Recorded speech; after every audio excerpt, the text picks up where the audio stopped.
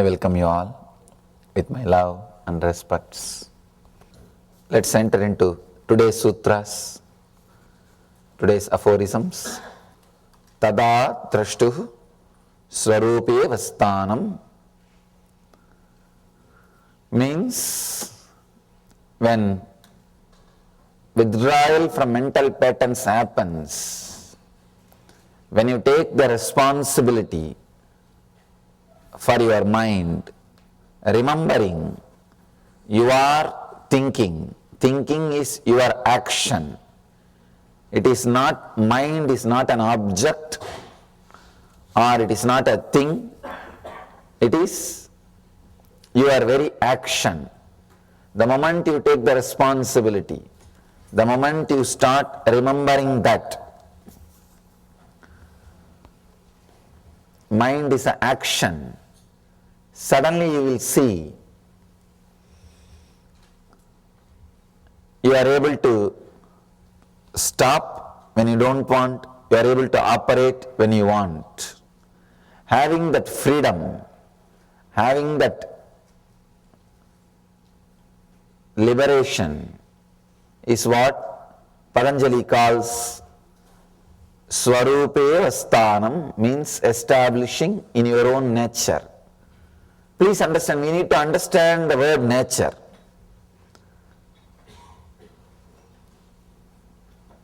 It's an important understanding. Usually, what we call as nature is the state which is confused, deluded, depressed. We start calling this as our nature. Where Patanjali says Swarupe, nature means complete, settled, pure consciousness. It doesn't say our deluded state as nature. Usually, when we talk or think or anyway, anytime, when we use the word our nature, we start using the meaning of our nature, what we call or what we think as our nature. That is a big problem. Patanjali says nature means in the state where there is no thoughts. When the chitta vritti nirodha, when chitta vritti nirodha happens, that is what is our state. Superficially, when you look at the sutras, Patanjali looks like a scientist, straight. He is not lost in poetry. You can see there is no poetical words here. There is no poetry.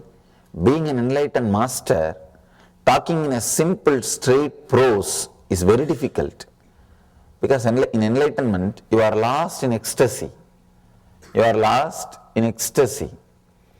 And talking in a simple prose words seems to be abnormal, seems to be too rude, too violent. But here, if you look a little deep, you will understand the tremendous compassion of Patanjali. The Patanjali's compassion, the very stand he takes. He is not interested in agreeing with what you call as nature, with what you call as standard. From the very step, he is very clear about what is our nature. One more beautiful thing. First, he gives the truth. As I was telling yesterday, the 33%. The first 33%, waiting for the click. Just express the truth, they will have the connection. The second 33% needs little conviction, little convincing, little one or two techniques. The third 33, very difficult to handle. He is slowly touching one by one through these first three sutras. He is trying to give the click, straight click to the first 33% who are waiting for the truth, who are just waiting for the click to happen. He is giving them chance. So in these three sutras, the whole thing he completes. Whatever he is going to tell, the essence of everything he completes in these three sutras. All you need to understand is understanding this one thing. Mind is not a thing, it is your action. Just like you can stop walking, standing, sitting, you can stop the mind because it is an action. This one understanding is enough. Nothing else is needed. You are a yogi now. You are a yogi. But he is straight away telling in one word, mind is not a thing, it is a action, just stop, you are a yogi. So when you have all these questions, any one of these questions, now you are second 33%. You are second 33%. Now Patanjali is talking to you. The next step he is taking. He started using the words of a teacher, a lecturer. First 3 sutras is like a master, straight, Zen master. Now he is going to the second tone. He starts explaining one by one. This is what, this is what, this is what. He is using more word. I can say he is little compassionate. He is not ready to leave us. After some time, after this chapter, he is handling the third category. You should see the tremendous passions, amazing passions, explaining every inch. Actually, first when I read the Yoga Sutras, I thought, how can an enlightened master be so dry? Because he is not making any jokes, stories or poetry, nothing. Straight away he is talking like an angry husband. And not a single extra word, nothing, straight, he's saying tuck, tuck, tuck, tuck, tuck.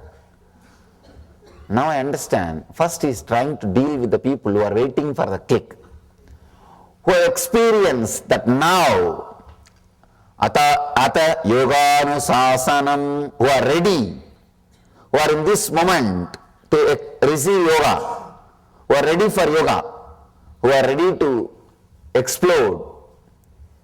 So he's trying to handle them, they are waiting. He can't delay the process. He can't make them wait more and more. So he's straight away delivering for them. Once he is finished with them, then he goes to second 33%.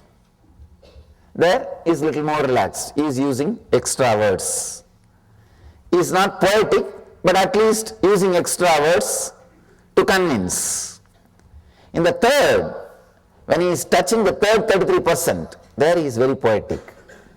Paramahamsa Nithyananda conducts Inner Awakening, a 21-day enlightenment intensive course, and Life Bliss Engineering, a 3-month course for having a yogic body and Vedic mind. Call 919731257960, 919742203311,